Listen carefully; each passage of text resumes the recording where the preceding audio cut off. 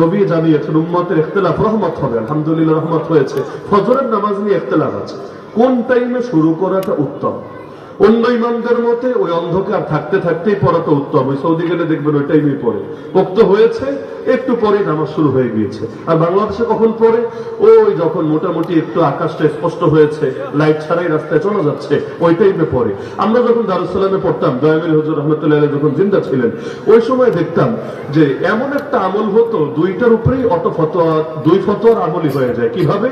নামাজ শুরু হতো একটু আগে, কিন্তু এত লম্বা কেরাত পড়তো। যেমন ধরেন প্রথম রাগাতে আমার মনে আছে, তখন তো ছোট ছিলাম, পাটা মাঝে মাঝে ব্যথা হয়ে যেত। প্রথম রাগাতে দেখা গেছে 5-6 পৃষ্ঠা তেলাওয়াত করে ফেলেছেন, দ্বিতীয় রাগাতে 2.5-3 পৃষ্ঠা তেলাওয়াত করে ফেলেছেন, মানে 2 রাগাত মিলালে প্রায় আধা পারা।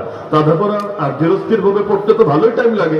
এখনো অনেক সময় মনে পড়ে যে দেখা যেত প্রথম রাগাতে পড়তেন সূরা ইয়াসিন, সূরা ইয়াসিন একদম ছোট কোনা, দ্বিতীয় রাকাতে পড়তেন সূরা আর রহমান। এটা সুবিধা হতো কি, শুরু হতো ওই জন্য মাযহাব বলেছে অন্ধকার থাকতে থাকতে, আরবিতে বলে গালাস, গালাসে শুরু করো আলহামদুলিল্লাহ।